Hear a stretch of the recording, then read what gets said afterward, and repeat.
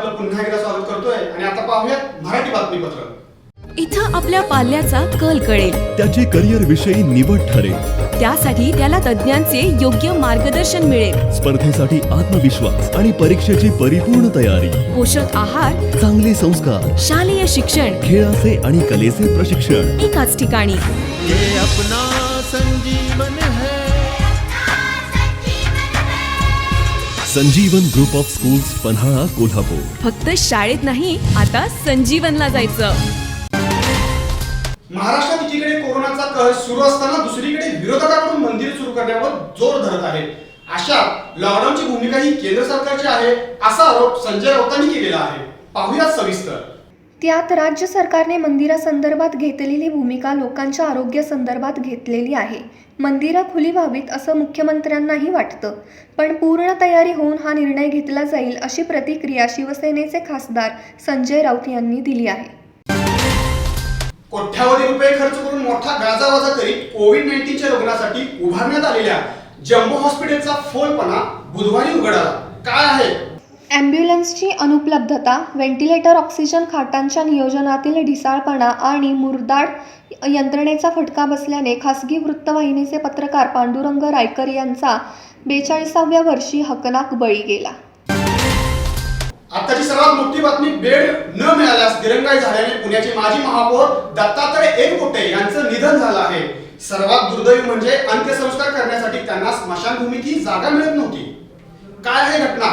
पाहूया सविस्तर।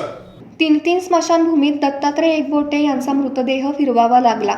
एका माजी महापौरांसोबत असं घडत असेल तर सामान्य माणसांची काय परवड होत असेल। दत्तात्रय एकबोटेंसाठी अनेक रुग्णालयांकडे विचारपूस केली गेली, मात्र बेड उपलब्ध होऊ शकला नाही। आता बातमी आहे कोल्हापूरची। कोल्हापूर जिल्ह्यात मध्यरात्री आणि पहाटे सुमारे 2 तास धुमाधार पाऊस झाला। सोसाट्याचा वारा आणि विजांच्या कडकड्यासह झालेल्या पावसानं अनेकांची झोप उडाली। आज सकाळी 8 वाजता संपलेल्या 24 तासात जिल्ह्यात एकूण 198.24 तर सरासरी 16.52 मिलीमीटर पावसाची नोंद झाली आहे। आठवड्याभराच्या विश्रांतीनंतर पावसाने काल रात्री जोर धरला। मध्यरात्री आणि पहाटे सुमारे 2-2.5 तास पाऊस चालला होता। यातच सोसाट्याचा वारा आणि मेघगर्जनेने अनेकांच्या झोपा उडविल्या। कापडाच्या दुकानावर दरोडा टाकण्याच्या तयारीत असलेल्या टोळीला हडपसर पोलिसांनी अटक केली आहे। त्यांच्याकडून 4 कोयत्यासह दरोडा टाकण्यासाठी लागणारी कटावणी, कटर, स्क्रूड्रायव्हर आदी साहित्य जप्त केले आहे। किरण सुभाष धनगर, श्रीकांत राम शितोळे आणि साहिल आयुब शेख असे अटक केलेल्या तिघांची नावे आहेत। त्यांच्यासोबत असलेल्या 5 अल्पवयीन मुलांनाही पोलिसांनी ताब्यात घेतले आहे। आरोपी विरोधात हडपसर पोलिसात गुन्हा दाखल करण्यात आला आहे। गॅसच्या भडाक्यात पती पत्नीसह 2 मुली भाजून गंभीर जखमी झाल्या। पती आणि मोठ्या मुलीचा मृत्यू झाला। पत्नीचीही प्रकृती गंभीर आहे। 5 वर्षांची मुलगी 30% भाजली आहे।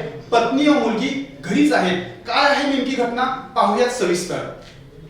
आर्थिक स्थितीअभावी पुढील उपचाराला अडचण असल्याचे कळताच तपास कामी कुटुंबाच्या घरी गेलेली खाकी वर्दी गहिवरली आणि त्या मुलीला वर्गणी काढून खासगी दवाखान्यात दाखल केली। कोरोनाच्या पार्श्वभूमीवर यंदा अनंत चतुर्दशीला विसर्जन मिरवणूक निघाली नाही। यामुळे वाद्यांचा कडकडाट, डॉल्बीचा दणदणाट नव्हता, लोकांची गर्दीही नव्हती। त्यामुळे ध्वनी प्रदूषणात लक्षणीय घट झाली आहे।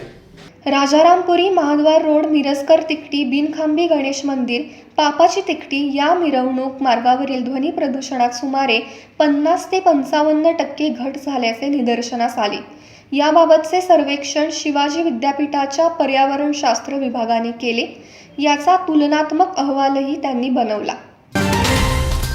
कोरोनाच्या पार्श्वभूमीवर प्रशासनाने केलेल्या आवाहनाला प्रतिसाद देत येथील सार्वजनिक मंडळांनीही मंगळवारी अनंत चतुर्दशीला 100% पर्यावरणपूरक विसर्जनाचा आदर्श यंदा घालून दिला। शहरातील इराणी खणीत एकूण 1287 मूर्ती आणि 3 टन निर्माल्याचे पर्यावरणपूरक पद्धतीने विसर्जन झाले। प्रशासन, स्थानिक तालीम संस्था, तरुण मंडळे, लोकप्रतिनिधी आणि विविध सेवाभावी संस्थांनी मिळून प्रभागनिहाय केलेले नियोजन आणि मूर्ती व निर्माल्य संकलनापासून ते विसर्जनापर्यंतच्या या मॉडेलमुळे जलस्रोत प्रदूषण मुक्तीच्या चळवळीला आणखी बळ मिळाले। आताची सर्वात मोठी बातमी जिल्ह्यात बुधवारी रात्री 12 पासून या क्षणापर्यंत 50 नवीन कोरोनाबाधित सापडले आहेत, तर जवळपास 70 व्यक्ती कोरोनामुक्त झाले आहेत. गेल्या 2 दिवसापूर्वी कोरोनाबाधित मोठ्या संख्येने सापडले आहेत. त्यांची संख्या जवळपास 2000 पर्यंत होती. त्यांना आज रुग्णालयात दाखल केले आहे. त्यामुळे एकूण कोरोनाबाधितांची संख्या 25,674 इतकी झाली आहे. तर कोरोनामुक्तांची संख्या 16,494 इतकी झाली आहे. मध्यरात्रीपासून दुपारी 1 वाजेपर्यंत 8 व्यक्तींचा मृत्यू झाला आहे. त्यामुळे एकूण मृतांची संख्या 792 इतकी झाली आहे. आजचं मराठी बातमीपत्र इथं संपलं. उद्या पुन्हा भेटूयात नवीन बातमीपत्रासोबत. तोपर्यंत धन्यवाद.